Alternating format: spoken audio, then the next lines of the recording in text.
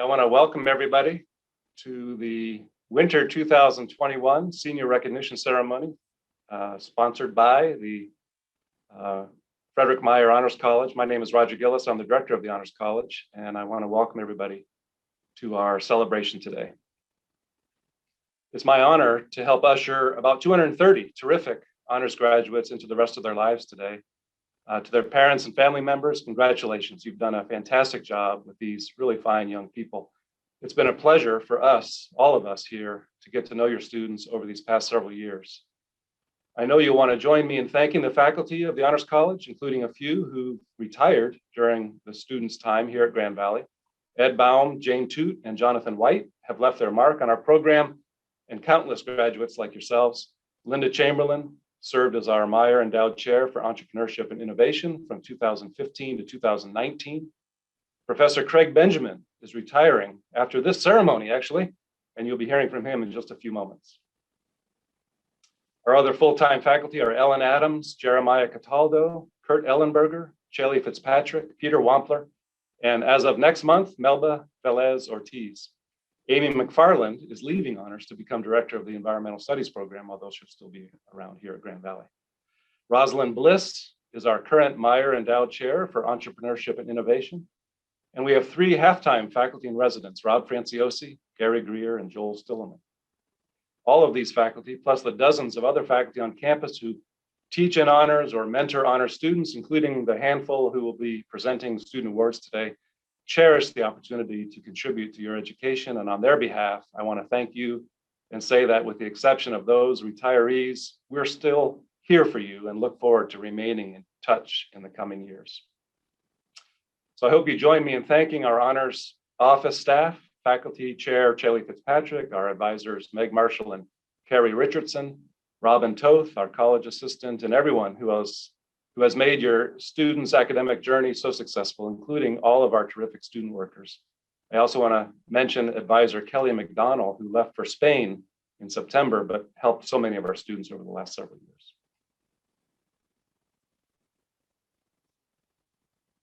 As I share my screen here, I just want to say that I'm going to be navigating back and forth between screen sharing and not screen sharing, so I beg your indulgence a little bit as I do that.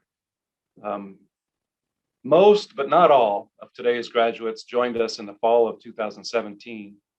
Students, today and tomorrow are days for you to reflect back on your start at Grand Valley and in the Honors College.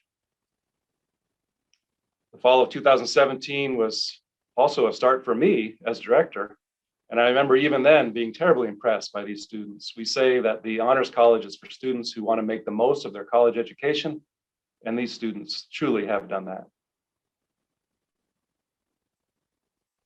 During welcome days, we asked everyone to reflect on this question: who and what do you want to be? And we asked you to fill out your dream clouds. Students, I hope you take a moment to reflect back on the day you filled in those clouds and on everything that's happened over the last several years, all the courses you've taken, all the faculty you've gotten to know, all the advisors and mentors who have helped you, all the events you've attended, all the places you've gone, all the activities you've participated in, all the things you've learned, and of course, all the friends you've made here at Grand Valley. I know it's impossible to capture the accomplishments of these fine young people in a few lines of statistics, but I think these numbers do show that our students have made the most of their education. But you'll see more indications of that today, first when we present our student awards and then during our slideshow of graduate profiles. You'll see an amazing range of intellectual interest, activity, and accomplishment, and I hope you enjoy it.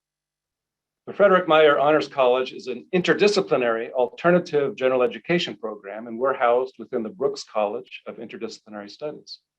Now I'd like to ask the Dean of Brooks College, Dr. Mark Schaub, to offer some welcoming remarks. Thank you, Roger.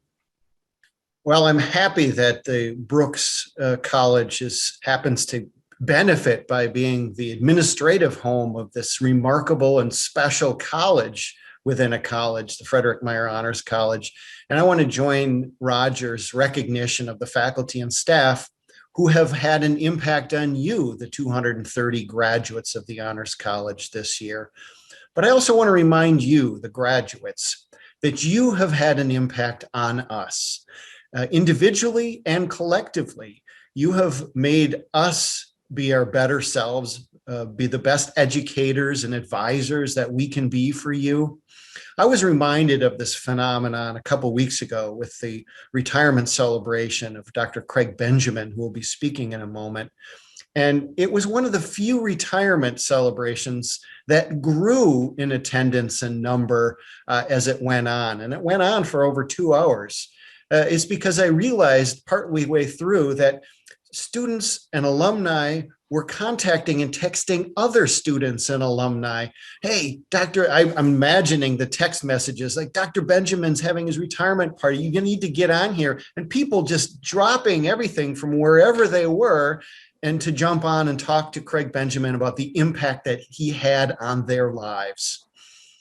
But at the same time, Craig was talking about individual students and remembering and recounting the ways that those students, those alumni had an impact on his life.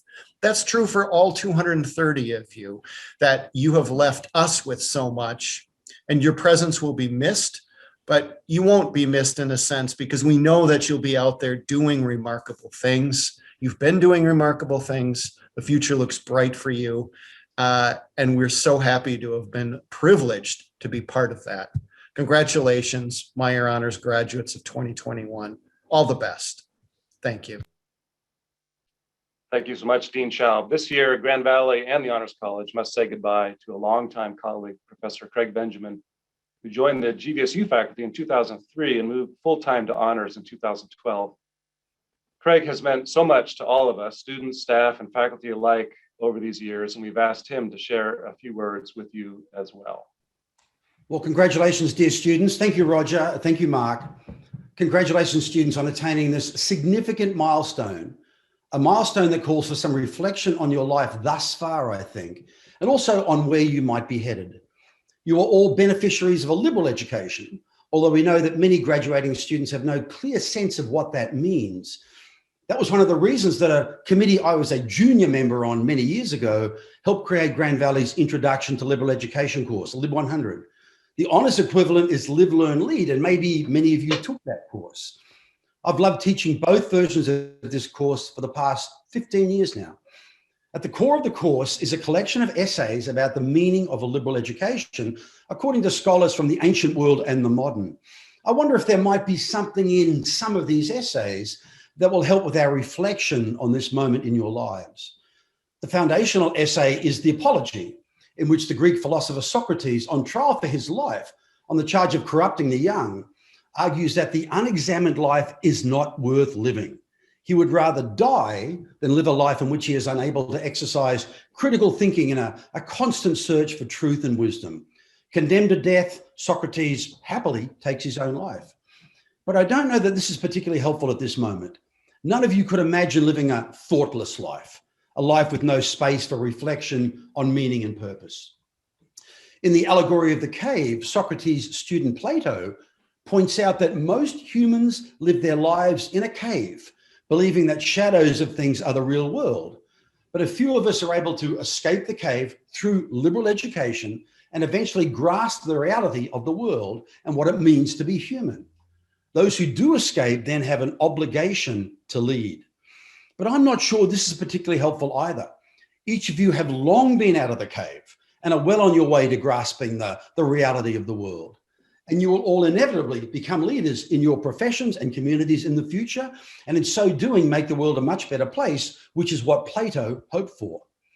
Jumping forward 2,500 years or so, Mark Van Doren argues that the liberal arts are the essential arts of life, the only way to avoid, and I quote, waking up at 40 to find yourself going through a routine, the meaning of which you have never known, the value of which you might now be doubting.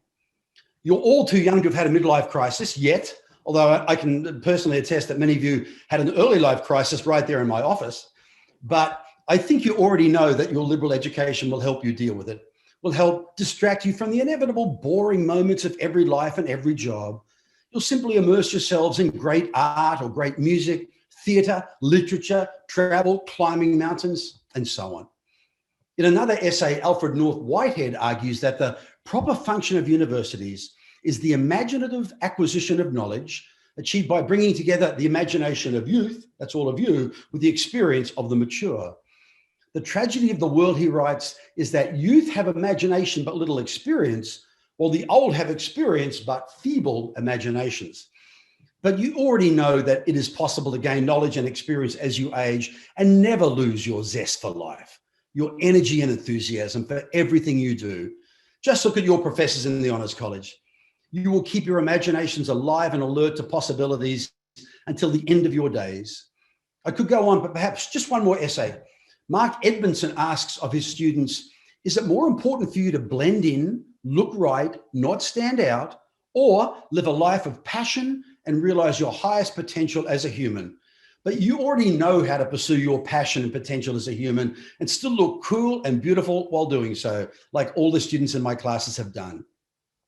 So I actually don't think the authors of these essays, brilliant as they are, have much to say to you at this moment in your lives. For real inspiration, we must turn to, and here there would be a drum roll, the great poets. Now, I can see some of my students already rolling their eyes, but I stand by my claim that the great poets are able to express the very essence of what it means to be human in superb, evocative language.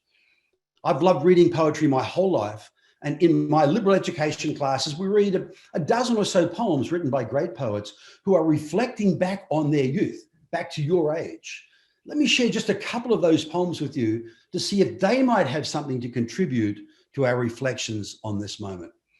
Actually, before we do that, maybe we should start with Walt Whitman's "Oh Captain, My Captain." Does this describe the last 4 years at Grand Valley? "Oh Captain, my captain, our fearful trip is done." Just think of all that anxiety, all those chemistry and physics exams. "The ship has weathered every rack. The prize we sought is won. Your degree, you're getting it. The port is near, the bells I hear, the people all exulting, your family cheering for you. While follow I the steady keel, the vessel grim and daring. You walking square-shouldered across the graduation stage, although sadly no walking for you." But actually that poem doesn't end so well with the death of the captain, the assassination of the president, so maybe not. In my classes, we always read Robert Graves' warning to children first, which begins, "Children, if you dare to think of the greatness, rareness, muchness, fewness of this precious, only endless world in which you say you live, you think of things like this." And then Graves has a whole list of complex colors and shapes and fishing nets and dappled tawny browns and so on. And in the middle of all that, there's a parcel tied with a string. Graves says, "Children, leave the string alone. For who dares untie the parcel finds himself at once inside it, inside this same chaotic, complex world. And after traveling through this again, he finds the same brown paper parcel still untied upon your knee." Now, Graves concludes, "And if you then should dare to think of the fewness, muchness, rareness, greatness of this endless, only precious world in which you say you live, you then untie the string." This is the process you've been involved in all your lives, but particularly here at university, untying the string, opening the parcel of life, embracing the complexity of existence. And this is what you will do for the rest of your lives.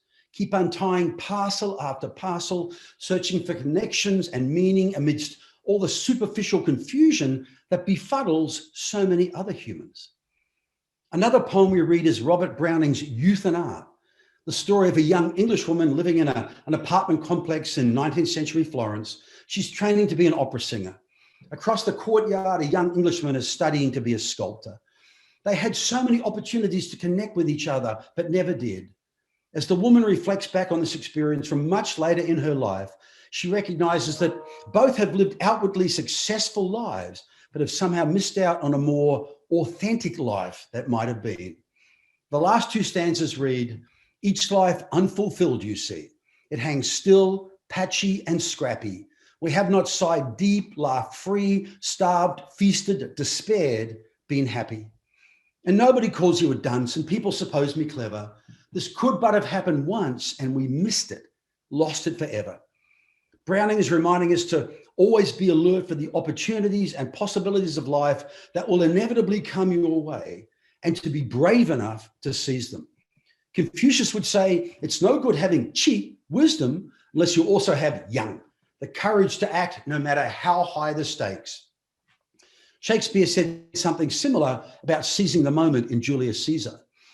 There is a tide in the affairs of men, which when taken on the flood leads on to fortune. Omitted, all the voyage of their life is bound in shallows and in miseries.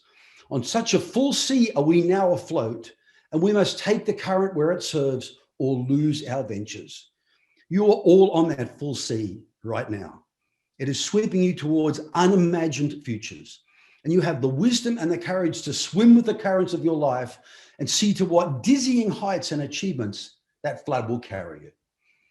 Finally, we read a poem by the great Welsh poet Dylan Thomas, a poem called Fernhill. Thomas is reflecting back on his childhood, growing up on a beautiful farm in South Wales. He begins, "Now as I was young and easy under the apple boughs, about the lilting house and happy as the grass was green, the night above the dingle starry, time let me hail and climb, golden in the heydays of his eyes." In stanza after glorious stanza, Thomas describes this idyllic childhood, but gradually an awareness of the passage of time creeps in. "And as I was green and carefree, famous among the barns, about the happy yard and singing as the farm was home, in the sun that is young once only, time let me play and be, golden in the mercy of his means, in the sun that is young once only." The young Dylan continues to run his youthful ways, but realizing now that those days are numbered. "Nothing I cared at my sky blue trades, the time allows in all his tuneful turning, so few and such morning songs, before the children green and golden follow him out of grace." So this is a powerful meditation on the passage of time and on the ephemeral nature of youth. But by the end, the poem has become something more, a profound meditation on human mortality. These are the last three lines, which are written on Thomas's gravestone at Llan in Wales. I hope you get to visit that beautiful village sometime. "I was young and easy in the mercy of his means. Time held me green and dying, though I sang in my chains like the sea." Both green and dying, because at some stage in our childhood, we all became aware that human life is finite. As Shakespeare has Prospero say in The Tempest, "We are such stuff as dreams are made of, and our little life is rounded with a sleep." Now, we could dwell on the reminder of human mortality, so powerfully summed up in the lines, "I was young and easy in the mercy of his means, time held me green and dying." But my students and I have always preferred to focus on the very last line of the poem, "though I sang in my chains like the sea." This has been my motto my entire life, and I recommend it to you. We acknowledge the chains of our mortality, but we never stop singing at the top of our voices, roaring like the ocean through to the very end. This ultimately is the most courageous act for humans who live an examined life. Now, dear students, as you heard from Dr. Gilles, you and I are forever bound together. We're all products of a fine liberal education. We've all loved our years at this wonderful university, 4 for most of you, 18 for me. And we are leaving it at precisely the same moment. In the years and decades ahead, we will often reflect back on our time here. And like the great poets, it will take on new meanings as we age and mature. But we will always be so grateful for our years at Grand Valley, when, as Dylan Thomas says, we were green and carefree and famous among the barns, about the happy yard and singing as the farm was home. How fortunate have we been? I can't wait to hear the songs you will sing in the future as you swim the great currents of your lives and realize your unlimited potential as the finest young adults our species is capable of producing. Thank you.